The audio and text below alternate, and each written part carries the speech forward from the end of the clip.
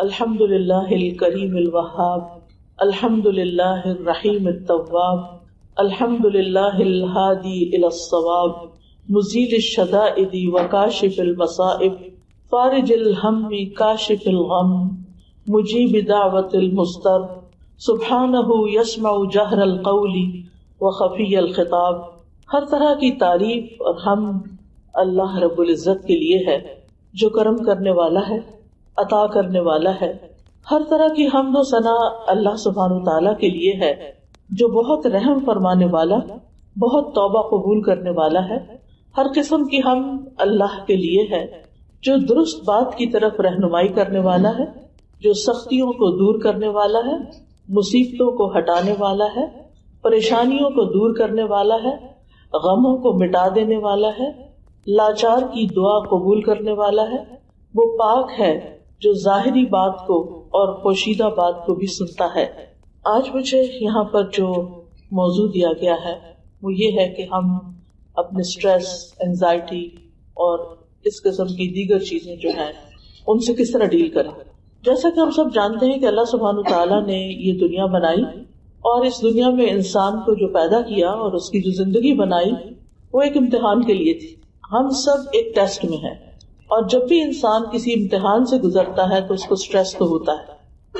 یعنی آپ سب طالب علم ہیں، آپ کو معلوم ہے کہ چھوٹا سا بھی کوئی ایگزام ہو، سب کچھ آتا بھی ہو، سب کچھ پڑھا ہوا بھی ہو، سب کچھ کیا ہوا بھی ہو، پھر بھی ایک ٹینشن ضرور ہوتی ہے۔ تو یہ تو بہت نیچرل ہے۔ کہاں یہ کہ اللہ سبحانہ تعالیٰ نے خود بتا دیا کہ لقد خلقنا الانسان فی کبد، کہ یقیناً ہم نے انسان کو بڑی مشقت میں پیدا کیا۔ آپ دیکھیں کہ انسان کے دنیا میں آنے کا جو مرحلہ ہے، جو ماں پر گزرتا ہے، جس وقت بچے کی ولادت ہو رہی ہوتی ہے، اگر آپ میں سے کوئی اس ایکسپیرینس سے گزرا ہو یا اس پروسیس کو جانتا ہو تو آپ دیکھیں کہ کتنے گھنٹے بعض اوقات لگ جاتے ہیں، بعض اوقات دن لگ جاتے ہیں ایک انسان کی دنیا میں آتے آتے، اور ماں بھی کس مشقت سے گزرتی ہے اور وہ بچہ بھی کس مشقت سے گزرتا ہے۔ یہ اس بات کی علامت ہوتی ہے کہ جس دنیا میں وہ آ رہا ہے وہ پھولوں کی سیج نہیں ہے، وہ مشکلات کی جگہ ہے۔ یہاں پر آسانیاں بھی ہیں لیکن مشکلات بھی ہیں، اگرچہ آسانیاں اور نعمتیں اور امن ان مشکلات سے زیادہ ہیں، لیکن انسان کی فطرت میں ایک حساسیت ہے، ایک سینسٹیوٹی ہے، لہذا امن کا جو وقت ہے، سکون کا جو وقت ہے، وہ تو ہم فار گرانٹیڈ لیتے ہیں، وہ ایسے ہی گزر جاتا ہے۔ لیکن جب ہم پر کوئی تکلیف آتی ہے، کوئی مشکل آتی ہے، بعض اوقات ہم اپنے حواس کھو دیتے ہیں، بعض اوقات ہم بہت سٹریس میں چلے جاتے ہیں۔ تو اس صورت میں کرنا کیا چاہیے، کس طرح اس کو ہینڈل کریں، کس طرح ہم ڈیل کریں۔ قرآن مجید میں اللہ تعالیٰ فرماتے ہیں وَلَنَبْلُوَنَّكُمْ بِشَيْءٍ مِّنَ الْخَوْفِ وَالْجُوعِ وَنَقْصٍ مِّنَ الْأَمْوَالِ وَالْأَنفُسِ وَالثَّمَرَاتِ وَبَشِّرِ الصَّابِرِينَ الَّذِينَ إِذَا أَصَابَتْهُمْ مُصِيبَةٌ قَالُوا إِنَّا لِلَّهِ وَإِنَّا إِلَيْهِ رَاجِعُونَ أُولَئِكَ عَلَيْهِمْ صَلَوَاتٌ مِّن رَّبِّهِمْ وَرَحْمَةٌ وَأُولَئِكَ هُمُ الْمُهْتَدُونَ۔ اللہ تعالیٰ کا ارشاد ہے، اور یقیناً ہم تمہیں خوف اور بھوک اور مالوں اور جانوں اور پھلوں کی کمی میں سے کسی نہ کسی چیز کے ساتھ ضرور آزمائیں گے۔ یعنی کبھی ایک آزمائش ہوگی، کبھی دوسری ہوگی، یہ پہلے سے بتا دیا گیا کہ یہ سارے ٹیسٹ ہوں گے، اور صبر کرنے والوں کو خوشخبری دے دیجیے۔ یہ وہ لوگ ہیں کہ جب انہیں کوئی مصیبت آتی ہے تو کہتے ہیں بے شک ہم اللہ کے لیے ہیں اور بے شک ہم اسی کی طرف لوٹنے والے ہیں۔ یہ وہ لوگ ہیں جن پر ان کے رب کی طرف سے کئی مہربانیاں ہیں، بڑی رحمت ہے، اور یہی لوگ دراصل ہدایت پانے والے ہیں۔ یعنی مشکلات تو ہوں گی، لیکن جو مشکلات کو آسان طریقے سے ہینڈل کر لے گا وہ کامیاب ہو جائے گا، اور اس کا بنیادی نقطہ، سینٹرل پوائنٹ کیا ہے؟ صبر۔ اللہ سبحانہ وتعالیٰ نے ایک اور جگہ پر فرمایا وَنَبْلُوكُمْ بِالشَّرِّ وَالْخَيْرِ فِتْنَةً وَإِلَيْنَا تُرْجَعُونَ، ہم تمہیں اچھے اور برے حالات سے آزمائیں گے، دونوں طرح سے، یعنی نعمت بھی آزمائش ہوتی ہے، آسانی بھی ایک آزمائش ہوتی ہے، اور بالآخر تمہیں ہماری طرف لوٹ کر آنا ہے۔ آزمائش کا تعلق ضروری نہیں کہ ہمارے کسی گناہ سے وہ ہو بھی سکتا ہے اور وہ نہیں بھی ہو سکتا۔ بعض آزمائشیں، بعض تکلیفیں انسان کے اپنے ہاتھوں کی کمائی کا نتیجہ ہوتی ہیں۔ مثلا بعض بیماریاں جو ہیں وہ انسان کو کیوں لگتی ہیں؟ کیونکہ اس کے اپنی غلطیاں ہوتی ہیں۔ لیکن بعض دفعہ انسان ہر لحاظ سے اپنے آپ کو ٹھیک رکھتا ہے لیکن پھر بھی اس میں تکلیف آ جاتی ہے. تو اس سلسلے میں انسان کو ہمیشہ یاد رکھنا چاہیے کہ دنیا میں جو بڑے بڑے نیک لوگ آئے تھے، پیغمبر آئے تھے، ان پر تو آزمائشیں اور امتحان ہم سے بھی زیادہ تھے. اللہ سبحانہ وتعالیٰ فرماتے ہیں وَلَقَدْ كُذِّبَتْ رُسُلٌ مِّن قَبْلِكَ فَصَبَرُوا عَلَىٰ مَا كُذِّبُوا وَأُوذُوا حَتَّىٰ أَتَاهُمْ نَصْرُنَا وَلَا مُبَدِّلَ لِكَلِمَاتِ اللَّهِ، اور بے شک آپ سے پہلے کئی رسول جھٹلائے گئے، یعنی نبی صلی اللہ علیہ وسلم سے پہلے بہت سے رسولوں کو ان کی قوم نے جھٹلا دیا، ایمان ہی نہیں لائے، مان کے ہی نہیں دیا، ان کی کوئی بات سن کے ہی نہیں دی، حالانکہ وہ اللہ سبحانہ تعالیٰ کی طرف سے اپوائنٹڈ تھے. تو انہوں نے اس پر صبر کیا، یعنی کسی طرح کا نیگیٹو ریئیکشن ظاہر نہیں کیا، اور وہ جھٹلائے گئے اور ایذا دیے گئے، تکلیف دیے گئے، یہاں تک کہ ان کے پاس ہماری مدد آ گئی، اور کوئی اللہ کی باتوں کو بدلنے والا نہیں. تو اس سے یہ پتہ چلتا ہے کہ اللہ تعالیٰ کی یہ سنت تو جاری رہے گی کہ وہ لوگ بھی آزمائے جائیں گے جو برے کام کرتے ہیں، اور وہ لوگ بھی آزمائے جائیں گے جو اچھے کام کرتے ہیں، یعنی نیک عمل کرنے والوں کو بھی آزمایا جائے گا، امتحان لیا جائے گا. نوح علیہ السلام جو بہت ابتدائی پیغمبروں میں سے ہیں، ہم جانتے ہیں کہ وہ 950 سال تبلیغ کرتے رہے، لیکن کس طرح ان پر آزمائش آئی کہ چند لوگوں کے سوا کوئی ان پر ایمان نہیں لایا، مگر وہ اپنا کام کرتے رہے، انہوں نے صبر سے کام لیا. موسیٰ علیہ السلام کے لیے فرعون کی آزمائش تھی، یعقوب علیہ السلام سے یوسف علیہ السلام جدا ہو گئے تو 40 سال کی جدائی انہیں برداشت کرنا پڑی، اور وہ اپنے پیارے بیٹے کی جدائی میں روتے رہے کہ ان کی آنکھیں سفید ہو گئیں. یوسف علیہ السلام کی الگ آزمائش ہو رہی تھی، کبھی ایک طرح کبھی دوسری طرح، کبھی بھائیوں نے کنویں میں پھینک دیا، کبھی وہ مصر کے بازار میں بک گئے، کبھی وہ عزیز مصر کے گھر میں اس عورت سے آزمائے گئے اور بالآخر جیل میں ڈال دیے گئے بغیر کسی قصور کے، اور 9 سال کے قریب وہ جیل میں رہے، پھر بالآخر وہاں سے نکالے گئے. اور اللہ سبحانہ تعالیٰ نے دنیا میں بھی ان کے صبر کا ان کو بہترین بدلہ دیا. ایوب علیہ السلام ہم دیکھتے ہیں قرآن مجید میں کہ ان پر آزمائش آئی بیماری کی، اور روایات میں آتا ہے کہ 18 سال تک وہ سخت قسم کی سکن ڈیزیز میں مبتلا رہے. ایک دن کے لیے بھی اگر کہیں ہاتھ پہ کوئی چیز نکل آئے یا کہیں خارش شروع ہو جائے تو انسان بے چین ہو اٹھتا ہے، کہاں یہ کہ 18 ایئرس تک. لیکن ان کا صبر کتنا مثالی تھا. وہ کہا کرتے تھے، یعنی جب ان پہ یہ تکلیف آئی کہ اے اللہ، پہلے تو میرے اور تیرے درمیان میرے گھر والے تھے، میرے بچے تھے، میری دنیا کے کام کاروبار تھے، لیکن تو نے مجھ سے سب کچھ لے لیا، اب میرے اور تیرے بیچ میں کچھ بھی نہیں بچا. اب جس طرح تیری عبادت کی مجھے لذت نصیب ہوتی ہے وہ اس سے پہلے کبھی نہیں تھی. اب یہ بھی ایک مائنڈ سیٹ ہے کہ تکلیف کی وجہ سے وہ اللہ سبحانہ تعالیٰ کو اور زیادہ قریب سے پکار رہے ہیں. سوچ کی بات ہے نا. وہ یہ بھی کہہ سکتے تھے کہ اب تو نے سب کچھ مجھ سے لے لیا تو میں کیوں تیری عبادت کروں، جیسے ہمارے عام طور پر لوگ کرتے ہیں کہ اگر انہوں نے نمازیں پڑھی ہوں، دعائیں کی ہوں اور امتحان میں کامیاب نہ ہو یا مطلوبہ نمبر نہ آئے ہوں تو پھر کیا ہوتا ہے، نماز ہی چھوڑ کے بیٹھ جاتے ہیں یا اللہ تعالیٰ سے ناراض ہو جاتے ہیں. حالانکہ اس سے مسئلہ حل تو نہیں ہوتا اور بگڑتا ہے، لیکن ناسمجھی کی باتیں ہیں یہ. اسی طرح ہم دیکھتے ہیں کہ نبی صلی اللہ علیہ وسلم کے لیے بہت مشکل کا دن تھا جب آپ طائف کے سفر کے لیے روانہ ہوئے. پھر اسی طرح حضرت عائشہ رضی اللہ تعالیٰ عنہا پر ایک الزام لگا تھا، اور اس الزام کی وجہ سے وہ 1 مہینے سے زائد عرصے تک روتی رہی اور تکلیف میں مبتلا رہی، حالانکہ وہ نبی صلی اللہ علیہ وسلم کی بہت پیاری بیوی تھی. اسی طرح پچھلی امتوں پر بحیثیت امت بھی بہت تکلیفیں آئیں. اللہ تعالیٰ فرماتے سورۃ البقرہ آیت 214 ام حسبتم ان تدخلوا الجنۃ ولما یأتکم مثل الذین خلوا من قبلکم مستهم البأساء والضراء وزلزلوا حتى يقول الرسول والذین آمنوا معه متى نصر اللہ الا ان نصر اللہ قریب. کیا تم لوگ سمجھتے ہو کہ تم یوں ہی جنت میں داخل ہو جاؤ گے جبکہ ابھی تمہیں اس جیسی تکلیف تو پیش ہی نہیں آئی جو تم سے پہلے گزرے ہوئے لوگوں کو آئی. انہیں سختیاں اور تکلیفیں پہنچی اور وہ ہلا مارے گئے، یہاں تک کہ رسول اور وہ لوگ جو ان کے ساتھ تھے ان پر ایمان لائے تھے وہ پکار اٹھے کہ اللہ کی مدد کب آئے گی. سنو، بے شک اللہ کی مدد تو قریب ہے. یعنی اللہ کی مدد ضرور آتی ہے لیکن امتحان تو ہوتا ہی ہے. اب سوال ہی پیدا ہوتا ہے کہ یہ امتحان کیوں آتے ہیں، یہ غم اور پریشانیاں کیوں آتی ہیں؟ نمبر 1، انسان کے ایمان کے امتحان کے لیے کہ وہ اللہ سبحانہ تعالیٰ پر کتنا سچا پکا ایمان رکھتا ہے یعنی خوشحالی میں ہی صرف اللہ کو یاد کرتا ہے یا مشکل میں بھی اللہ تعالیٰ کو یاد کرتا ہے؟ اگر کوئی شخص تکلیف کے وقت اللہ تعالیٰ کی طرف رجوع کرتا ہے اور آزمائش میں اللہ تعالیٰ سے مدد مانگتا ہے تو ایسا شخص ایک اگلے ہائر لیول پہ چلا جاتا ہے اور وہ اپنے ایمان کی سچائی کا ثبوت دیتا ہے. دوسری وجہ انسان کو بلند درجات دینے کے لیے، حدیث میں آتا ہے کہ بندے کے لیے اللہ کے ہاں ایک بہت اونچا مقام ہوتا ہے، لیکن وہ اپنے عمل کی وجہ سے وہاں تک نہیں پہنچ سکتا، یعنی اس کی عبادت یا باقی اعمال کم ہوتے ہیں. تو اللہ تعالیٰ اسے اپنے جسم یا مال یا اولاد کی آزمائش میں ڈال دیتا ہے. ابو داؤد کہتے ہیں کہ پھر اللہ تعالیٰ اسے صبر کی توفیق بھی دیتا ہے، حتیٰ کہ وہ انسان اس صبر کی وجہ سے اس بلند ترین مقام پہ جا پہنچتا ہے. تو یہ ایک ریزن ہوتی ہے انسان کے اوپر سخت امتحان کی کہ اللہ سبحانہ وتعالیٰ اس کو ایک اعلیٰ منزل دینا چاہتے ہیں، لیکن اس کے عمل ایسے نہیں ہوتے کہ اعمال کی بنیاد پر وہاں پہنچے، لہذا اس پر آزمائش آتی ہے جس پہ وہ صبر کرتا ہے اور بلند درجے پاتا ہے. پھر اسی طرح اللہ تعالیٰ کی طرف سے اس انسان کے لیے بھلائی کا ارادہ ہوتا ہے.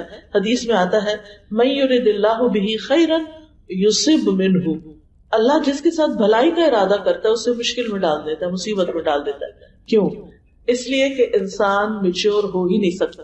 آپ نے کبھی دیکھا ہوگا کچی اینٹیں اور پکی اینٹیں، کبھی بھٹا دیکھا ہوگا جس میں اینٹیں پک رہی ہوتی ہیں، اس سے پہلے وہ لوگ مٹی کو گارے کو بنا کے اور اس سے سانچے سے نکال کے اینٹیں رکھے ہوئے ہوتے ہیں، پھر وہ کسی درجے میں سوکھتی ہیں، پھر ان کو بھٹی کی نظر کرتے ہیں اور وہ کئی دن تک ان کے نیچے آگ جلائی جاتی ہے، پھر وہ اتنی پکی اینٹیں ہو جاتی ہیں کہ پھر ان کے اوپر پوری عمارتیں کھڑی کر دی جاتی ہیں. تو بالکل اسی طرح انسان میچور نہیں ہوتا، کچا ہی رہتا ہے، اس کے اندر پختگی نہیں آتی، وہ بڑے کام کرنے کے قابل نہیں ہوتا جب تک وہ مشکلات سے نہیں گزرتا. اسی لیے آپ اگر ریشو دیکھیں عام طور پر تو جو بچے مشکلات سے نکلتے ہیں پڑھائی میں اور آگے بڑھنے کی حرص میں، جو ان میں سے آ جاتے ہیں آگے، وہ بہت محنتی ہوتے ہیں بنسبت ان بچوں کو جن کو بہت لاڈ پیار ملا ہوتا ہے، چھوٹی چھوٹی چیز سے گھبرا جاتے ہیں. تو انسان کو اس زندگی میں کچھ کرنے کے لیے بہت سا صبر چاہیے ہوتا ہے، بہت سی محنت چاہیے ہوتی ہے. اب آپ دیکھیے کہ جن لوگوں نے بڑی بڑی ایجادات کی ہیں انہوں نے اپنی پوری زندگی اس کام میں کپا دی. انہوں نے بھوک پیاس بھی کاٹی، انہوں نے گمنامی بھی کاٹی، اور انہیں دنیاوی طور پر کوئی زیادہ فائدہ حاصل نہیں ہوا. مرنے کے بعد ان کا نام روشن ہو گیا، ان کو کیا فائدہ ہوا ان کی زندگی میں؟ ہم آرام سے بیٹھ کے پیناڈول کھا لیتے ہیں، ہمیں یہ بھی نہیں پتا کہ کس نے یہ ایجاد کی تھی. اس کی زندگی ریسرچ کرتے کرتے کس مشکل سے گزری تھی، کس تکلیف سے وہ شخص گزرا ہوگا جس نے ایک اتنی فائدے کی چیز انسانوں کے لیے بنا لی کہ ذرا سی درد ہوتی انسان بغیر سوچے سمجھے کھا کے اور اپنے آپ کو پھر کام میں مشغول کر لیتا ہے. اس وقت بھی آپ جانتے ہیں کہ میڈیسن میں جو دو طرح کے لوگ ہوتے ہیں، ایک تو پریکٹیشنرز ہوتے ہیں اور ایک سائنٹسٹ ہوتے ہیں، اکیڈیمیا ہوتے ہیں. تو اس میں بہت کم لوگ ریسرچ اکیڈیمکس کی طرف جاتے ہیں کیونکہ اس میں بظاہر ریوارڈ نظر نہیں آتا، بہت قربانی کرنی پڑتی ہے، آپ کو پیسے بھی کم ملتے ہیں. اس کے برعکس وہ لوگ جو اچھے ہائیلی کوالیفائڈ ہوتے ہیں، پریکٹس شروع کر دیتے ہیں میڈیسن کی، آپ دیکھیں ان کی زندگی بالکل الگ ہوتی ہے. وہ دنیا کی زندگی کو انجوائے کر رہے ہوتے ہیں، پیسے سے، شہرت سے، بہت سی چیزوں سے. لیکن جو سائنٹسٹ ہوتے ہیں عام طور پر آپ ان کی زندگیوں کے بارے میں پڑھیں تو آپ حیران ہو جائیں گے کہ کس قدر سادہ زندگی وہ گزارتے ہیں، کس قدر محنت کی، مشقت کی. اسی طرح دین میں جنہوں نے بڑا بڑا نام پیدا کیا، مثلا امام بخاری ہیں، ان کی کتاب اللہ کی کتاب کے بعد سب سے صحیح کتاب بتائی جاتی ہے. امام بخاری 16 سال کی عمر میں اپنے گھر سے نکلے تھے علم حاصل کرنے کے لیے، اور 16 سال تک وہ گھر واپس نہیں گئے.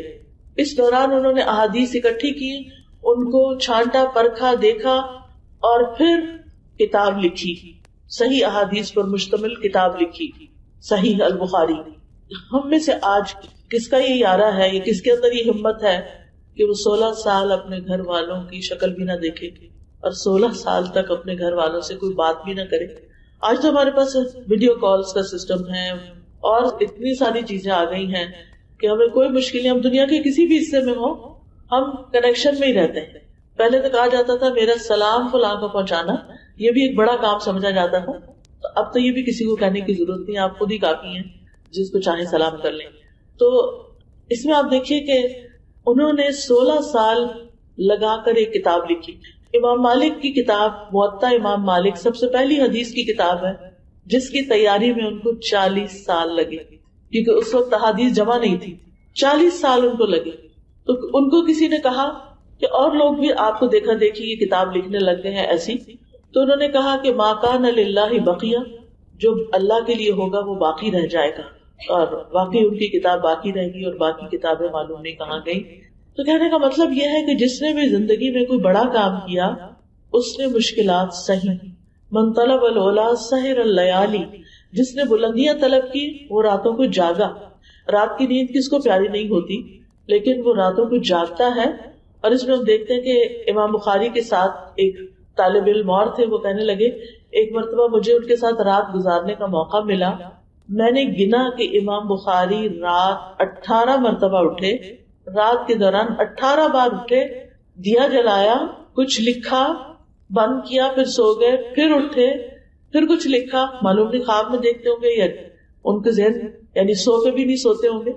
تو کہنے کا مطلب یہ ہے کہ یہ وہ لوگ ہیں کہ جنہوں نے اپنی زندگیاں مشقت میں گزاری لیکن دنیا کو ایک بہت بڑا فیض پہنچا گئے. آج بھی ایسے لوگ ہیں، ایسے ریسرچرز ہیں کہ جو بعض اوقات صرف جنگلوں میں ہی رہ کے زندگی بسر کرتے. ایک چھوٹی سی ویڈیو جو ہم 2-3 منٹ میں دیکھ لیتے ہیں نا کسی پرندے کی ساری زندگی کی، کہ کس طرح وہ بڑا ہوتا ہے اور گھر بناتا ہے اور کس طرح بچے دیتا ہے اور کس طرح بچے اڑ جاتے ہیں. وہ 60 days بھی ریسنٹلی کسی نے مجھے بھیجی، تو بہت ہی انٹرسٹنگ تھا. اللہ کی تخلیق پہ غور کرنا چاہیے. اس سے ٹیکنالوجی کے دور میں ہر چیز بری بھی نہیں ہے. خیر، تو اس سے میں دیکھ رہی تھی کہ 60 days کی ویڈیو تھی. اب میں سوچی تھی اس شخص نے جو یہ ویڈیو بنائی ہے یہ 60 days تک کانسٹنٹ آبزرویشن کرتا رہا اس پرندے کی کہ کس طرح یہ گھر بنانے سے لے کے انڈے دینے سے لے کے اور بچوں کو پالنے سے لے کے کس طرح ایک ایک بچہ پھر اڑ جاتا ہے. تو چھوٹا سا بھی کام کرنا تو انسان کو محنت اور صبر کی ضرورت ہوتی ہے. اس کے بغیر اگر آپ صرف ایک حیوان کے لیول پر زندگی بسر کرنا چاہتے ہیں، گائے بھینس کے لیول پر، تو آپ دیکھیں اس کی زندگی میں کیا ہے. صبح سو کے اٹھتے ہیں، کھاتے ہیں، پیتے ہیں، دودھ دیتے ہیں، پھر کوئی کھانا شروع کر دیتے ہیں، پھر دوبارہ سو جاتے ہیں بیٹھے بیٹھے یا کھڑے کھڑے، پھر دوبارہ کچھ کھا لیتے ہیں. کئی دفعہ دیکھو کھانا ہی کھانا، ان کے 4 پیٹ ہوتے ہیں، آپ کو معلوم ہی ہوگا. اور کام ان کا کیا صرف ہمارے لیے دودھ بنانا یا پھر اپنے بچے پیدا کرنا اور ان کے بچے کچھ ان کا دودھ پی لیتے ہیں. تو اب آپ سوچئے کہ ایک وہ زندگی ہے کہ جس میں آپ اٹھیں کھائیں پیئیں اور سو جائیں اور پھر اٹھیں کھائیں پیئیں اور کہیں نکل جائیں اور اٹھیں کھائیں پیئیں اور پھر، تو یہ زندگی تو حیوانوں کی زندگی ہوتی ہے، انسانوں کی تو نہیں ہوتی. لیکن ظاہر ہے کہ انسانوں کو جب کوئی کام کرنا پڑتا ہے تو اس میں انہیں مشقت ہوتی ہے، اور جب مشقت ہوتی ہے تو پھر انسان کو تکلیف پہنچتی ہے اور انسان کی استقامت ختم ہونے لگتی ہے. جو بھی اس نے کام شروع کیا تھا آدھے میں چھوڑ کے نکلنا چاہتا ہے اسے. اور پھر آپ سوچیے کہ اس کا نتیجہ کیا ہوتا ہے یا انجام کیا ہوتا ہے. وہاں تک تو وہ نہیں پہنچ سکتا جہاں تک اس کے لیے پہنچنا ہوتا ہے. اگر انسان یہ بات یاد رکھے کہ غموں سے پاک زندگی صرف جنت کی زندگی ہے، دنیا میں یہ نہیں ہو سکتا، تو پہلے سے ہم مینٹلی پریپیئرڈ ہوں گے کہ اس دنیا میں تو امتحان ہوں گے. دیکھنے کی بات یہ ہے کہ مجھے کیا کرنا ہے، تو اس میں پھر انسان اس کے مطابق اپنی زندگی بسر کرتا ہے. جنت ایسی جگہ ہے جہاں صحت ہی صحت ہے، بیماری نہیں، زندگی ہے کبھی موت نہیں ہوگی، جوانی ہے کبھی بڑھاپا نہیں آئے گا، آرام ہے کبھی بے سکونی نہیں ہوگی.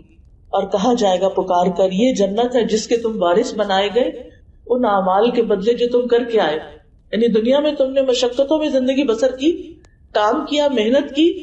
ظاہر ہے کہ اٹھ کے وضو کرنا ہی ایک بڑا مشکل کام لگتا ہے، پھر اس کے بعد نماز پڑھنا، نماز میں بھی صرف فرض نہیں نوافل کا اہتمام کرنا. تو یاد رکھیے کہ دنیا ہے ہی کام کی جگہ اور اس کام میں ہی انسان کا آرام ہے. اور جب انسان کام چھوڑ دیتا ہے اس کی زندگی میں چیلنجز نہیں رہتے اور بالکل وہ ایک آرام کی زندگی بسر کرتا ہے، تو وہاں سے پریشانیاں شروع. جو کہتے ہیں نا خالی ذہن شیطان کا گھر، پھر شیطان اس کے اندر مستقل وسوسے ڈالتا رہتا ہے. اب سوال یہ پیدا ہوتا ہے کہ کیا پھر انسان کو پریشان رہنا چاہیے، غمگین رہنا چاہیے؟ ہرگز نہیں. ہمارا دین یہ نہیں کہتا کہ تم غم مناؤ کیونکہ یہ ایمان کا حصہ ہے، ایسا کچھ بھی نہیں ہے. یہاں پر غم انسان کے اوپر آنے والی مصیبتوں میں سے ایک مصیبت ہوتی ہے، اور جنت میں جا کے انسان کہے گا الحمدللہ الذی اذھب عنا الحزن، اللہ کا شکر جس نے ہمیں غم سے نجات دی. مومن کا غم کیا ہوتا ہے؟ مومن دنیا کی حقیر چھوٹی چھوٹی چیزوں کا غم نہیں کرتا. مومن کا غم یہ ہوتا ہے کہ میری آگے کی دنیا کا جو کبھی ختم نہیں ہوگی اس کا کیا بنے گا، کیا میرا رب مجھ سے راضی ہے یا نہیں. اس کی ساری فکر اسی چیز کی ہوتی ہے. اور پھر آپ دیکھیے کہ ہمارا دین ہمیں اس سے منع کرتا ہے کہ ہم ہر وقت غمگین رہیں. جنگ احد میں مسلمانوں کو غم پہ غم پہنچا تھا. 70 صحابہ شہید ہو گئے تھے. نبی صلی اللہ علیہ وسلم کے دندان مبارک شہید ہوئے. پھر اسی طرح مسلمانوں کا بہت مالی نقصان، ہر طرح کا نقصان ہوا تھا. لیکن اللہ سبحانہ وتعالیٰ نے فرمایا فَأَثَابَكُمْ غَمًّا بِغَمٍّ لِكَيْ لَا تَحْزَنُوا عَلَىٰ مَا فَاتَكُمْ.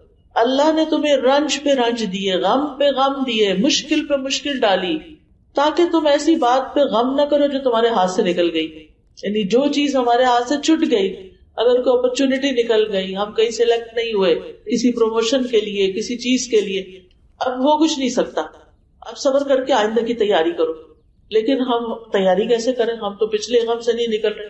تو انسان آگے نہیں جا سکتا جب تک کہ وہ پیچھے سے چھٹکارا حاصل نہیں کرتا. تو اللہ سبحانہ وتعالیٰ غم پہ غم کیوں ڈالتا ہے؟ تاکہ انسان غم نہ کرے. تو کہتے ہیں مشکلیں اتنی پڑی مجھ پر کہ آسان ہو گئی. کیونکہ جس انسان کی زندگی میں مشکل پہ مشکل آتی ہے تو جب وہ کسی کی مشکل کو دیکھتا ہے تو سمجھتا ہے کہ یہ تو کچھ مشکل ہی نہیں، میں بہتوں سے اچھا ہوں. پھر اسی طرح موسیٰ علیہ السلام کی والدہ کو جب حکم ہوا کہ وہ ان کو سمندر میں بہا دے، تو ایسی صورت میں اللہ سبحانہ وتعالیٰ نے ان کو حکم دیا وَأَوْحَيْنَا إِلَىٰ أُمِّ مُوسَىٰ، ہم نے ام موسیٰ کی طرف وحی کی ان ارضعیہ کہ موسیٰ کو دودھ پلاتی رہ. فَإِذَا خِفْتِ عَلَيْهِ فَأَلْقِيهِ فِي الْيَمِّ، پھر جب تجھے اس کی زندگی کے بارے میں خوف ہو تو تم اس کو سمندر میں ڈال دینا. وَلَا تَخَافِي وَلَا تَحْزَنِي، نہ خوف کرنا نہ غم کرنا، تو بے شک ہم اسے تیرے پاس واپس لانے والے. یعنی یہ وقت گزر جائے گا، یہ ایک امتحان ہے. لیکن اس کے باوجود موسیٰ علیہ السلام کی والدہ نے جب ان کو سمندر میں ڈالا تو ان کا دل اڑ گیا. یعنی ان کے لیے ناقابل برداشت تھا کہ وہ اپنے ہاتھوں اپنے بچے کو کہاں ڈال رہی ہیں. اب یہ جو غم ہوتا ہے نا، غم منانے اور غم پالنے کے نقصان ہوتے ہیں. ابن قیم کہتے ہیں 4 چیزیں جسم کو تباہ و برباد کر دیتی ہیں: پریشانی، غم، بھوک اور بیداری. پریشانی اور غم عزم کو، ارادوں کو کمزور کر دیتے ہیں. یعنی جب انسان پہ بہت غم آتے ہیں نا، پھر وہ کچھ زندگی میں کرنا نہیں چاہتا، لہذا پیچھے رہ جاتا ہے. دل میں کمزوری پیدا ہو جاتی ہے اور بندے اور اس کے کاموں میں محنت کرنے کے درمیان رکاوٹ بن جاتے ہیں. یعنی اگر آپ کی عادت ہے نا ہر وقت غم کرنا، تو پھر آپ ترقی نہیں کر سکتے، محنت نہیں کر سکتے. تو ہر اس کام میں وہ پیچھے رہ جاتا ہے جو اس کے لیے مفید ہوتا ہے. یہ غم سفر کا راستہ کاٹ دیتے ہیں، اس کو پیچھے کی طرف واپس پلٹا دیتے ہیں، رکاوٹ بن کر اس کا سفر روک دیتے ہیں، یا اس کے لیے علم سے رکاوٹ بن جاتے ہیں. تو یہ چیزیں سفر پر جانے والے کے لیے بہت بھاری ہیں. یعنی اکثر کیا ہے کہ اگر انسان غم ہی کرتا رہتا ہے تو پھر آگے نہیں بڑھ سکتا. ابراہیم بن ادم کہتے ہیں غم 2 طرح کے ہوتے ہیں، ایک غم تمہارے حق میں ہے، ایک غم تمہارے خلاف ہے.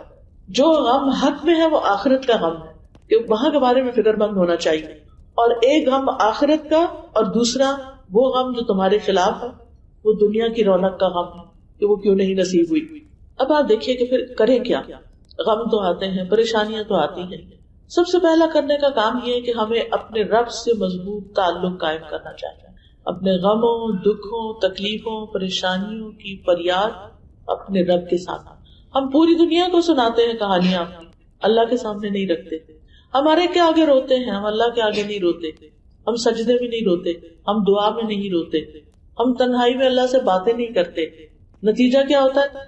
جن بندوں کے سامنے ہم غم رکھتے ہیں، کبھی وہ ہمیں تسلی دیتے ہیں اور کبھی ہمیں الٹا ڈانٹ دیتے ہیں، اور کبھی وہ ہماری بات ہی نہیں سمجھتے. حاصل کچھ بھی نہیں ہوتا.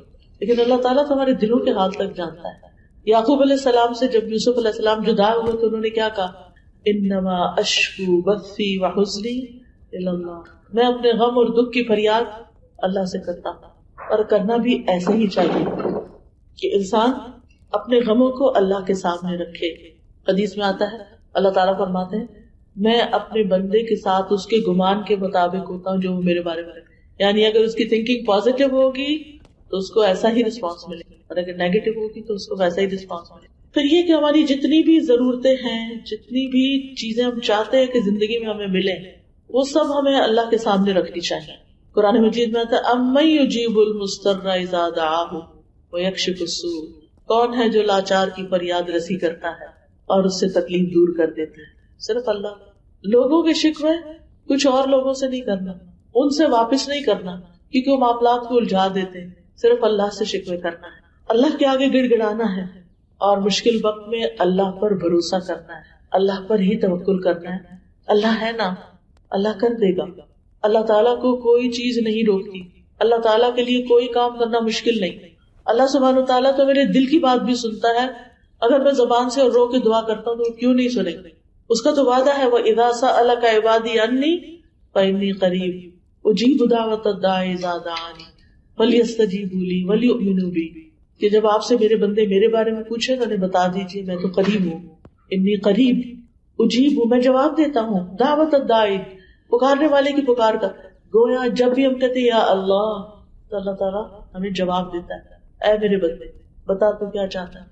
اگرچہ اللہ کو پتا ہے ہم کیا چاہتے ہیں، لیکن اللہ تعالیٰ ہمارے منہ سے سننا چاہتا ہے، کیونکہ دعا ایک عبادت ہے. اور جب ہم اپنے منہ سے اپنی بات بیان کرتے ہیں تو ہمارا دل ہلکا ہو جاتا ہے. لوگوں کے سامنے جب ہم بیان کرتے ہیں تو کبھی اور بھی بوجھل ہوتا ہے کہ ڈر ہوتا ہے یہ مسئلہ کہیں بگڑ ہی نہ جائے، کسی اور کو ہی نہ بتا دے. مشکل حالات میں اللہ پہ بھروسہ کرنا سیکھیے، اپنے معاملات اللہ کے سپرد کیجیے. یعنی ہم انسان مشکل نہیں دور کر سکتے، اللہ کے لیے کچھ مشکل نہیں. وہ وہاں سے راستہ دکھاتا ہے جہاں سے انسان سوچ بھی نہیں سکتا. قرآن مجید سورۃ الطلاق کی آیت 3 میں آتا ہے وَمَن يَتَوَكَّلْ عَلَى اللَّهِ فَهُوَ حَسْبُهُ إِنَّ اللَّهَ بَالِغُ أَمْرِهِ قَدْ جَعَلَ اللَّهُ لِكُلِّ شَيْءٍ قَدْرًا. جو شخص اللہ پہ بھروسہ کرے تو اللہ اس کے لیے کافی ہے. اللہ اپنے کام پورے کر کے رہتا ہے. اللہ نے ہر چیز کا ایک اندازہ مقرر کر رکھا ہے، ہر چیز کا ایک وقت ہے. جیسے آپ بیج ڈالتے ہیں تو درخت کا پھل آنے میں ایک وقت لگتا ہے، لیکن آپ دیکھیں جیسے ہو سکتا ہے آپ کے گھر میں کہیں چیکو کا درخت لگا ہوا، میں کبھی دیکھتی نا کہ ایسے درخت تو بہت پھل لاتے ہیں. یا کبھی شہتوت کا درخت دیکھا جب وہ پھل لاتا ہے اس قدر بھرا ہوا کتنا پھل ہوتا ہے اس میں. سوچتی ہوں کہ اس کی اوریجن کیا ہے، اس کا روٹ کیا ہے، کتنے بیج ڈالے گئے ہوں گے. ایک بیج اور پھر اس سے اتنا بڑا درخت اور اس پر اتنا زیادہ فروٹ، ایک بیج کے اندر اتنا پوٹینشیل. اور انسان کی مثال تو حدیث میں درخت سے ہی دی گئی ہے کہ ایور گرین درخت. مومن کی مثال ایسے ہی ہے جیسے ایور گرین درخت ہو. مومن کبھی سوکھتا نہیں، مومن پہ خزاں نہیں آتی، مومن غموں سے گھبراتا نہیں، مومن حل جانتا ہے، مومن اللہ کا دامن تھام لیتا ہے. لیکن جو دعا ہم نے کی وہ سنی گئی، وہ یقیناً سنی گئی، قبول بھی ہو گئی. اس کا نتیجہ ہم کچھ عرصے بعد دیکھیں گے. ان اللہ بالغ امرہ قد جعل اللہ لکل شیء قدرا. بے شک اللہ نے ہر چیز کا ایک اندازہ مقرر کر رکھا ہے، اس لیے وہ اپنے وقت پر ہی کام ہوگا. اس وقت تک کے لیے ہم کیا کریں؟ صبر اور دعا سے کام لیں، کیونکہ ان دو چیزوں سے اجر بڑھتا رہتا ہے. پھر اس بات پر یقین کرنا کہ ہر تنگی کے بعد آسانی ہے. فَإِنَّ مَعَ الْعُسْرِ يُسْرًا إِنَّ مَعَ الْعُسْرِ يُسْرًا. تنگی کے بعد آسانی ہے، پھر تنگی کے بعد آسانی ہے. اور یہ یاد رکھنا کہ ہر تنگی کے ساتھ دو آسانیاں ہیں، کیونکہ 2 دفعہ آسانیوں کا ذکر آیا ہے. پھر اچھا وقت آنے کا انتظار کرنا، مایوس نہیں ہونا، موت کا ہی نہیں سوچنے لگ جانا، مرنے کی باتیں نہیں کرنا، ہوپ فل رہنا. کیونکہ ہمارے سر میں شدید درد تو ہم کہتے ہیں بس پتہ نہیں ہم بچیں گے کہ نہیں، پھٹ ہی نہ جائے رکھ، سر میں سے کچھ پھٹ گیا تو علاج بھی کوئی نہیں. لیکن امید اچھی رکھنا، سوچ اچھی رکھنا، دعائیں جو اللہ نے سن لی آپ کے لیے ذخیرہ کر دی اس کے بارے میں سوچ اچھی رکھنا. پھر اسی طرح اللہ تعالیٰ کے احکامات کی حفاظت کرنا. نبی صلی اللہ علیہ وسلم نے فرمایا احفظ اللہ یحفظک، تم اللہ کے احکام کی حفاظت کرو اللہ تعالیٰ تمہاری حفاظت کرے گا. اور اس میں سب سے پہلا حکم کون سا ہے؟ نماز. تو نماز پڑھنے والے کو اللہ کی رحمت ملتی ہے. نبی صلی اللہ علیہ وسلم نے فرمایا جب تم میں سے کوئی آدمی نماز کے لیے کھڑا ہوتا ہے تو رحمت الہی اس کی طرف متوجہ ہو جاتی ہے، یعنی اللہ سبحانہ وتعالیٰ آپ کی طرف توجہ فرماتا ہے. اور نماز کے بعد پھر آپ جو دعا کرتے ہیں وہ دعا بھی قبول ہو جاتی ہے. خصوصاً فجر کی نماز کی حفاظت کرنے والا اللہ کی امان میں ہوتا ہے. چاشت کی 4 رکعت نماز پڑھنا دن بھر اللہ کی حفاظت ملتی ہے. دوسری اہم چیز کرنے کے کاموں میں سے یعنی پہلا تھا اللہ کے ساتھ اپنا تعلق مضبوط کرنا، امید رکھنا، آسانی رکھنا، یقین رکھنا کہ اللہ تعالیٰ ضرور مدد کرے گا، اللہ کا تقویٰ اختیار کرنا، اللہ پہ توکل کرنا، ہر نیکی اللہ ہی کے لیے کرنا. دوسرا ہے قرآن سے متعلق مضبوط کرنا. قرآن ایمان والوں کے لیے شفا اور رحمت ہے. اللہ تعالیٰ نے ہمارے لیے قرآن کی شکل میں ایسی روحانی بیماریوں کے لیے شفا رکھ دی ہے اور اس کے لیے بھیجی ہے یہ کتاب. یہ الگ بات ہے کہ ہم اس سے فائدہ نہیں اٹھاتے. یہ کتاب اللہ کی رحمت لانے والی بابرکت کتاب ہے. اللہ تعالیٰ فرماتے ہیں وَهَذَا كِتَابٌ أَنزَلْنَاهُ مُبَارَكٌ، یہ کتاب جو ہم نے اتاری ہے بڑی بابرکت ہے، یعنی اگر تمہاری زندگیوں میں ہوگی تو اس سے تمہیں برکت ملے گی. اس کا پڑھنا، اس کو سمجھنا، اس کے مطابق زندگی بسر کرنا، اس کی تعلیم دینا. لیکن اس کے ساتھ کرنا کیا، اصل کام کیا ہے؟ فَاتَّبِعُوهُ، اس کی پیروی کرو، اس کو فالو کرو، اس کو اپنا امام بناؤ، اس کو اپنا رہنما بناؤ. وَاتَّقُوا، اور ڈرو، لَعَلَّكُمْ تُرْحَمُونَ، تاکہ تم رحم کیے جاؤ. یہ کتاب اللہ سے جوڑنے کا بہترین طریقہ ہے. پیچھے بات کی تھی نا میں نے کہ اللہ سے تعلق قائم کریں. کیسے کریں؟ نماز سے کریں اور قرآن کے ذریعے کریں. اور پھر گھروں میں برکت، آپ کی زندگی میں برکت. اور جتنا جتنا آپ اس کتاب کو پڑھتے چلے جائیں گے اتنا اتنا آپ کے دل میں بھی سکون آئے گا. جتنی اس کی خدمت کریں گے اتنی آپ کی زندگی میں برکتیں آئیں گی. پھر چونکہ ہر وقت انسان قرآن نہیں پڑھ سکتا تو وہ چلتے پھرتے اور کام کرتے ہوئے کیا کرے، انسان اللہ کا ذکر کثرت سے کرے. اور خاص طور پر جو مشکل اگر آئی ہے تو اس کے لیے یا حی یا قیوم برحمتک استغیث یا ذا الجلال والاکرام یا بدیع السماوات والارض یا اللہ یا رحمان یا رحیم. اللہ تعالیٰ خود فرماتے ہیں کہ اللہ سبحانہ تعالیٰ کے ناموں سے اس کو پکارو، اس سے دعائیں جلد قبول ہوتی ہیں. ذکر کرنے سے اور مسلسل ذکر سے دل کو سکون مل جاتا ہے، سٹریس کم ہو جاتا ہے. ذکر روح کی غذا ہے. یہ سٹریس اور انزائٹی کیوں ہوتے ہیں اس کے بارے میں پڑھ رہی تھی کہ یہ اوپر سرفیس پہ جو سمپٹم نظر آتی ہیں یہ اصل میں ہمارے سب کانشیس کے اندر بہت کچھ پیچھے جا چکا ہوتا ہے جو ان پلیزنٹ ہوتا ہے، اور پھر ایک دن آتا ہے کہ وہ سرفیس پہ آ جاتا ہے، ہمارا بہیویئر چینج ہو جاتا ہے. اگر ہم اس کے اندر، کیونکہ انسان کے اندر ایک طلب تو ہے نا کسی چیز کی. بازو کا سمجھتا ہے انسان شاید مجھے مال چاہیے، مجھے کمپینین چاہیے، مجھے سیر و تفریح چاہیے. یہ سب کچھ کرنے کے بعد پھر کیوں ہے آپ پریشان؟ تو اب تو آپ کو خوش ہو جانا چاہیے. وہ اس لیے کہ صرف ان چیزوں سے یہ ویکیوم نہیں بھر سکتا. اگر آپ اللہ تعالیٰ سے ایک تعلق قائم کریں گے، اس کے دین سے تعلق قائم کریں گے، قرآن سے تعلق قائم کریں گے، تو پھر وہ جو اندر جو سب کانشیس ہے، جو کچھ آپ پڑھتے جائیں گے، سنتے جائیں گے، اندر جا کر وہ اس کو آلٹر کرنا شروع کر دے گا، بیماری کو باہر نکالے گا اور اپنی جگہ بنائے گا. کیونکہ جاء الحق وزہق الباطل ان الباطل کان زہوقا، حق آ گیا، باطل چلا گیا. تو جو باطل وسوسے شیطان کی باتیں اور بہت کچھ دل میں بیٹھا ہوا ہوتا ہے، وہ حق بات یعنی قرآن کی بات آ کر اس کو نکال دیتی ہے. اور ذکر سے انسان کو زندگی ملتی ہے، رحمت اور سکینت ملتی ہے، پریشانی اور خوف زائل ہوتا ہے، شیطان کے حملوں سے بچاؤ حاصل ہوتا ہے. ابن قیم کہتے ہیں اللہ کا ذکر مشکل کو آسان کر دیتا ہے، تنگی اور مشقت کو کم کر دیتا ہے. بس جب بھی کسی مشکل پر اللہ کا نام ذکر کیا جاتا ہے تو وہ آسان ہو جاتی ہے.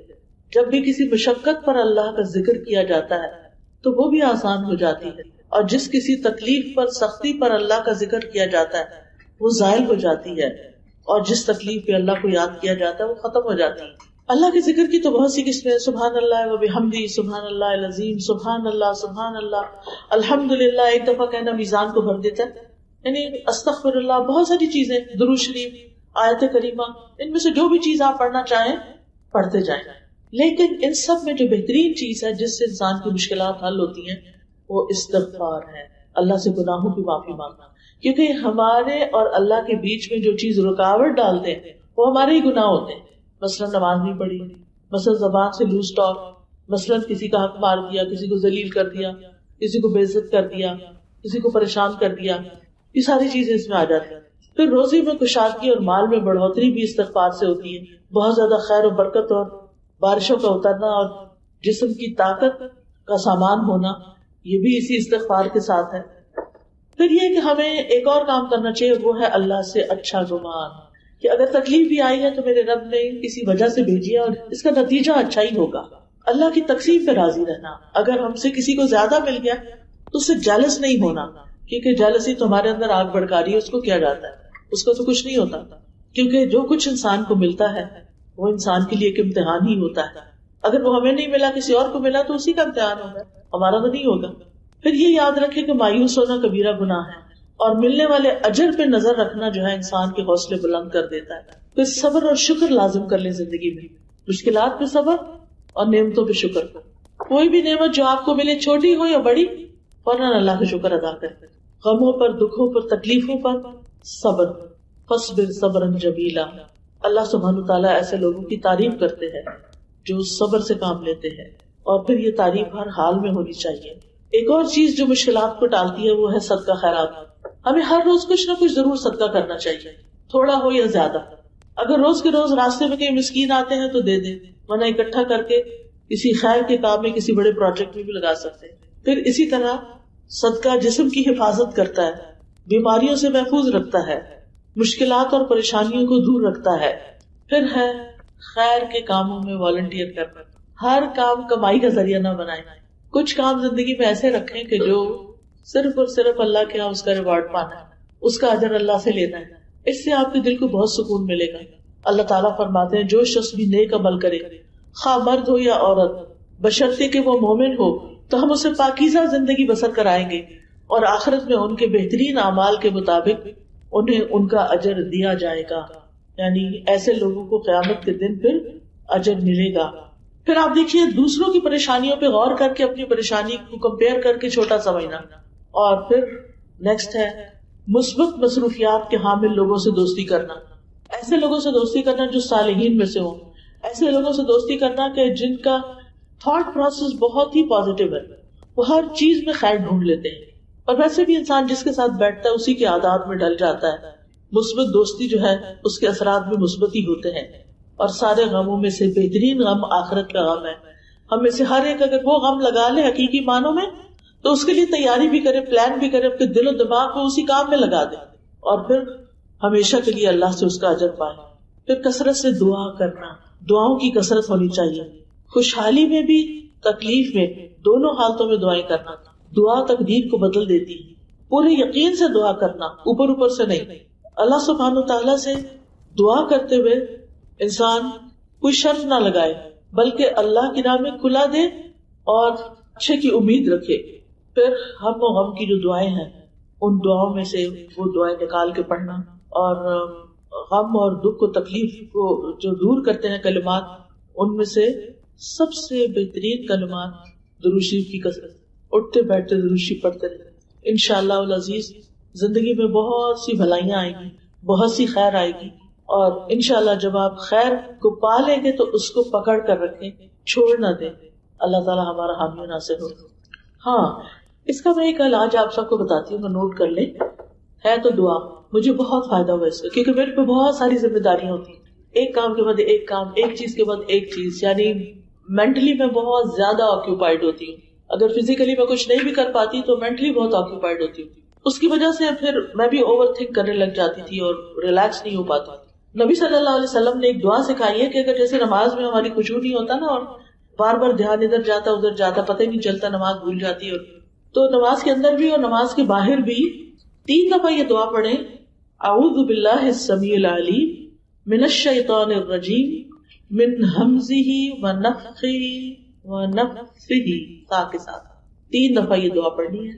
اعوذ باللہ السمیع العلیم من الشیطان الرجیم من ہمزہ ونفخہ ونفثہ. اعوذ باللہ السمیع العلیم من الشیطان الرجیم من ہمزہ ونفخہ ونفثہ. ایسے کر کے دل کے اوپر تھوکنا ہے. تھوکنے سے مراد یہ کہ ایک تو کہتے ہیں نا چھو، ایسے نہیں، جس میں ہلکی پھلکی تھوک بھی آ جائے بیچ میں سے. اتنا مجھے اس دعا کا فائدہ ہوا. میں ہر روز صبح فجر کے بعد پڑھتی ہوں اور دن بھر اتنی کام اور ریلیکس. اور پہلے اتنی انزائٹی ہو جاتی تھی، اچھا یہ تو ہوا نہیں، ابھی اگلا کب ہوگا اور یہ کب ہوگا، اگر ٹریول کر رہے ہیں تو کب پہنچیں گے، کیا یہ خواہ بخواہ کے بیچے فائدہ تو کچھ نہیں. اب آپ دیکھیں کہ جب آپ ریلیکس ہوتے ہیں، آپ اپنے آس پاس کو انجوائے کرتے ہیں، کوئی انسان ہے آپ کے ساتھ، اس کی بات سنتے ہیں، اس سے تبادلہ خیال کرتے ہیں، کہ مدد کرتے ہیں، یعنی 100 کام ہوتے ہیں. اور کچھ درخت دیکھ دیکھ کے خوش ہوتے رہتے ہیں، اللہ کی کریشن دیکھ کے خوش ہوتے ہیں. یعنی یہ لائف کو انجوائے کرنا چاہیے. جب ہم غم میں، دکھ میں، اسٹریس میں، انگزائٹی میں، پریشانی میں، تناؤ میں، ڈپریشن میں ہوتے ہیں تو ہم زندگی انجوائے کر سکتے ہیں. اور زندگی آسان نہیں ہے، زندگی میں تو ٹیسٹ ہوں گے ہی، لیکن ہمیں اس کے ساتھ ڈیل کرنا آنا چاہیے. اسی طرح اگر آپ کو زیادہ ہو رہا ہے کوئی مسئلہ تو پھر ربی اعوذ بک من ہمزات الشیاطین واعوذ بک ربی ان یحضرون ساتھ پڑھ لیں. کچھ دن آپ ہر نماز کے بعد یہ 3 دفعہ پڑھ لیں. پھر آپ روٹین بنا لیں، 1 دفعہ فجر میں 1 سے 9. اور ضروری نہیں کہ نماز کے بعد، اینی ٹائم آپ پڑھ سکتے ہیں، لیکن انشاءاللہ. کیونکہ ہوتا یہ کہ شیطان ہمارا دشمن ہے. اللہ تعالیٰ بھی فرماتے ہیں قرآن مجید میں تمہارا دشمن ہے تو اسے دشمن سمجھو، لیکن ہم سمجھتے نہیں ہیں. ہم کہتے ہیں وہ کیا کر لے گا ہمارا، ہم خود ہی بہت اسٹرانگ ہیں. ہم اتنے اسٹرانگ نہیں ہیں. وہ ہمیں چاروں طرف سے گھرتا ہے. اس نے کہا تھا ثم لآتینہم من بین ایدیہم ومن خلفہم وعن ایمانہم وعن شمائلہم، کہ میں ان میں سے اکثریت کو اپنے راستے پہ لے جاؤں گا، ان کے آگے سے آؤں گا، پیچھے سے آؤں گا، دائیں سے آؤں گا، بائیں سے آؤں گا. ولا تجد اکثرہم شاکرین، اور ان میں سے اکثریت کو آپ شکر گزار نہیں پائیں گے. شکر ادا کرنے کے لیے نعمتوں کو جاننا دیکھنا ضروری ہوتا ہے. جب ہماری آنکھوں کو ہماری نعمتیں ہی نظر نہیں آتی تو ہم نے شکر کیا کرنا. تو یہ یعنی شیطان کا ایک بہت بڑا ہتھیار ہے کہ ہمارے اندر ایسے وسوسے، ایسے خیالات، ایسی باتیں ڈالنا شروع کر دیتا ہے کہ جس کی وجہ سے پھر ہم خواہ پریشانی کا شکار ہو جاتے ہیں. جتنا جلد نکل سکے نکل جائیں. بعض چیزیں اوور نائٹ نہیں ہوتی.